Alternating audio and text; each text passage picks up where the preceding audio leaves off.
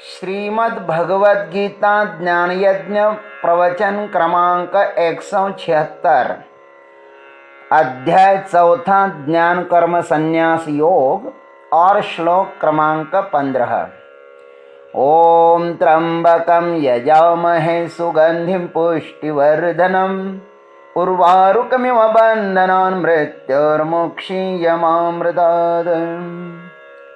समस्त जन कल्याण निरतं करुणामयं नमामि चिन्मयं देवं सद्गुरुं ब्रह्म विद्वरं वसुदेव सुतं देवं कंसचानूरमर्दनं देवकी परमानन्दं कृष्णं वन्दे जगद्गुरुम्। ओम तत्सत्। नमाम कर्माणि लिम्पन्ति न मे कर्म फले स्पृहा इति माम योऽभिजानाति कर्मभिर्न स बध्यते।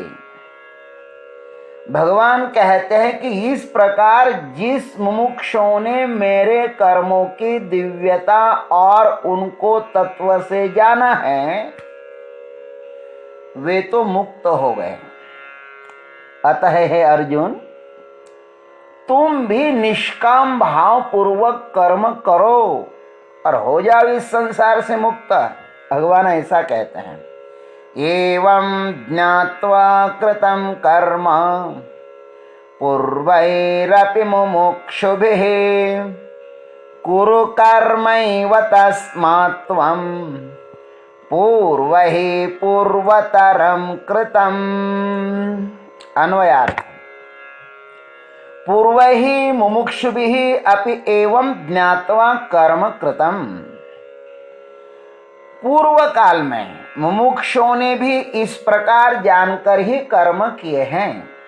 तस्मात् त्वं पूर्व ही पूर्वतरम कृतम कर्म एव कुरु। इसलिए तुम भी पूर्वजों के द्वारा सदा से उससे भी पहले किए गए कर्मों को कर। तुम भी निष्काम कर्म करो अर्जुन। आइए इस भावार्थ मंजरी को हम लोग अपने सद्गुरु के श्री चरणों पर समर्पित करें।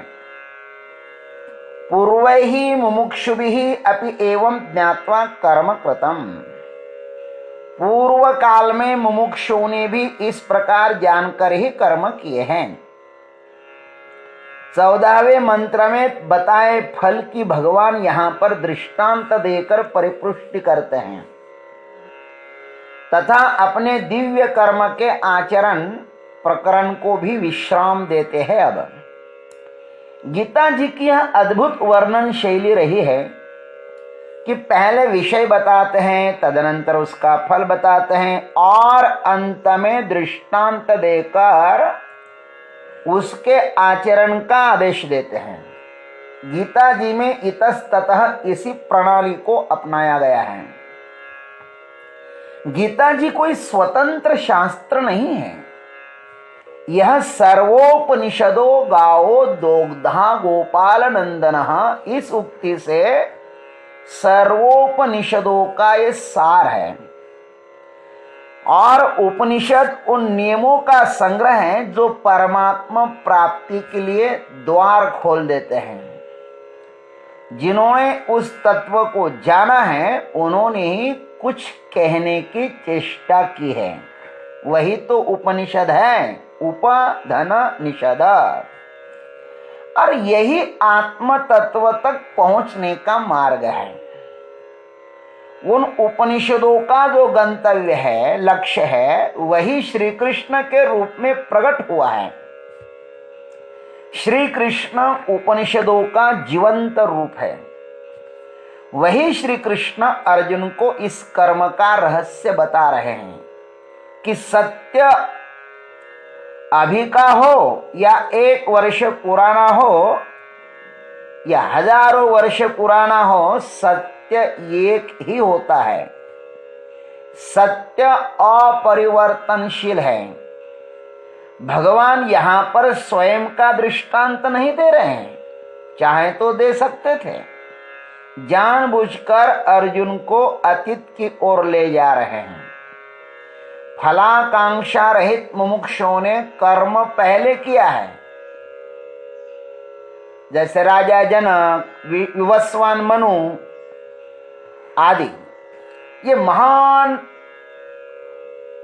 बुभुक्षी के द्वार पर रहते हुए भी महान मुमुक्षु ही बन गए।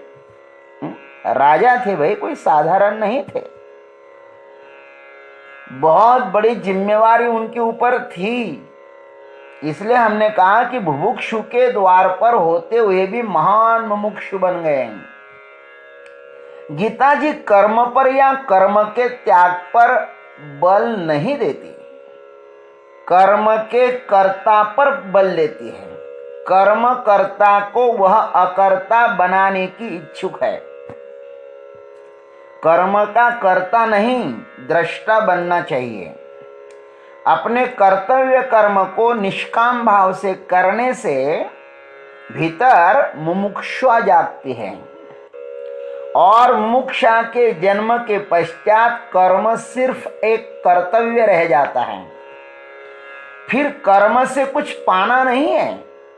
कर्म तो स्वयं फल है, आनंद है। जो भी परिस्थिति आवे उसका स्वीकार है, विरोध नहीं है।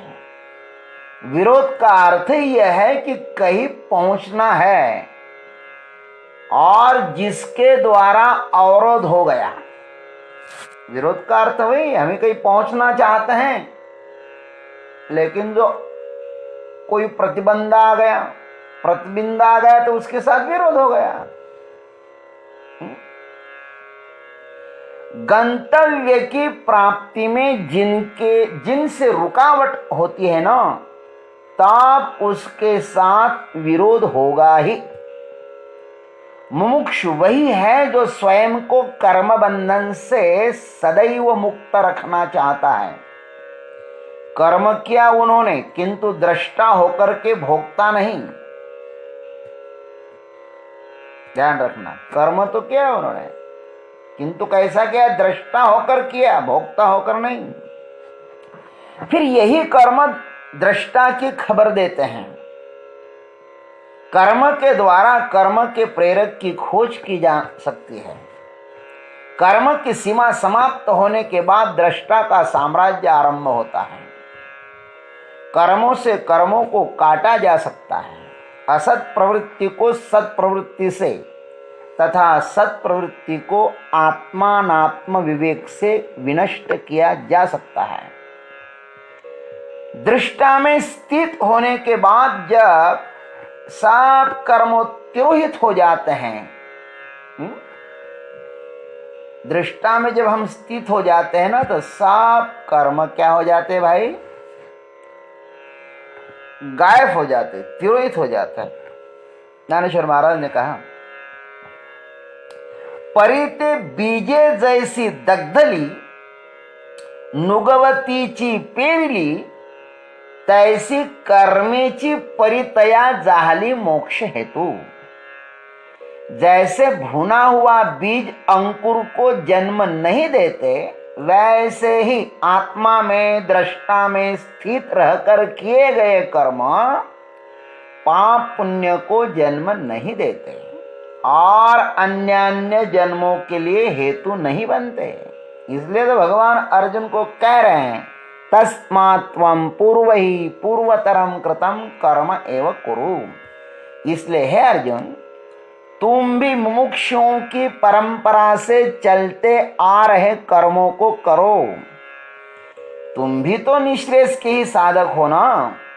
अतः जो सर्वव्यापी परब्रह्म परमात्मा है, उसे प्राप्त करने के लिए कहीं अन्यत्र भागना नहीं पड़ता। तुम जहां हो वहीं पर उसको प्राप्त कर सकते हो। वह कर्म के गर्भ में बैठा हुआ है। शुद्ध कर्म के अंतरंग में प्रविष्ट हो जाओ। कर्म की स्पृहा ही कर्मों को अशुद्ध बना देती है। अतः इच्छा शून्य होकर के कर्म पर चढ़ी हुई फलरूप काई को हटाकर शुद्ध कर्म में प्रविष्ट हो जाओ। और उसके भीतर जो परम तत्व बैठा है उसका साक्षात्कार करो। भगवान अर्जुन के मनुष्य मात्र के भविष्य की योजनाओं पर प्रतिबंध नहीं लगाते हैं। योजना तो नियोजनबद्ध होनी ही चाहिए। एक स्वस्थ बुद्धिमान पुरुष का पौरुषत्व इसमें ही है कि वह अपना जीवन सुव्यवस्थित ढंग से जिए। जीवन का समस्त सौंदर्य इसी में ही है।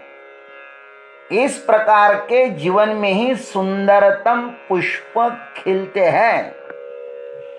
गुलाब के या रजनीगंधा के खिले हुए फूल में हमें कोई भी अव्यवस्था दृष्टिगोचर नहीं होती। नियति की हर नियत बड़ी ही नियोजनबद्ध है। प्रत्येक फूल का गंतव्य निश्चित है, परंतु कोई भी फूल गंतव्य की आतुरता में वर्तमान को कुरूप नहीं बनाती। वह वर्तमान में ही जी रहा है। मनुष्य के जीवन की सार्थकता इसमें है कि वह भविष्य के स्वप्नों में खोकर वर्तमान को कुरूप न बनाए। अर्जुन, तुम कर्तव्य कर्म को ही करो बाबा। भविष्य दूर है और वर्तमान चल रहा है। करो इसका श्रृंगार और इसी में ही तुम्हारा कल्याण है। वर्तमान को अंधकारमय बनाकर भविष्य में प्रकाश की संभावना वैसे ही व्यर्थ है जैसे कोई अभागा हिरन प्रत्यक्ष पानी के सरोवर को छोड़कर मृग मरीचिकाओं की तरफ दौड़े। और हम सब यही कर रहे हैं। हमारे स्वप्न बहुत दूर दूर तक के हैं। कोई दिल्ली का स्वप्न देख रहा है, कोई गांव का मुखिया बनने का स्वप्न देख रहा है, तो कोई स्वर्ग का सब स्वप्न देख रहे हैं। और यहां के स्वप्न जब असफल हुए दिखाई देते हैं तो हमें स्वर्ग के स्वप्न दिखाई देने लगते हैं। बिना स्पृहा के हम भिखारी को भी 1 रुपया नहीं देते हैं महाराज। उसके पीछे भी हम अपना भविष्य ढूंढते हैं। भिखारी को पैसा देते हैं तो स्पृहा किसकी है? भविष्य की है। स्पृहा रहित, फलाकांक्षा रहित जीवन जीने वाला साधक, भगवान कहते हैं कि कर्म बंधन से विमुक्त हो जाता है। इसलिए तुम भी स्पृहा रहित जीवन जियो। एवं ज्ञात्वा कृतं कर्म पूर्वैरपि मुमुक्षुभिः कुरु कर्मैव तस्मात् त्वं पूर्वहि पूर्वतरम कृतम। कितनी सुंदर बात भगवान ने अर्जुन को इस श्लोक में बताई है। काश हमारे जीवन में भी इसमें से थोड़ी बात आ जाए तो हमारा जीवन में भी कृतकृत्यता आएगी। जय गुरुदेव, जय जगदीश्वर, जय जय महाकाल।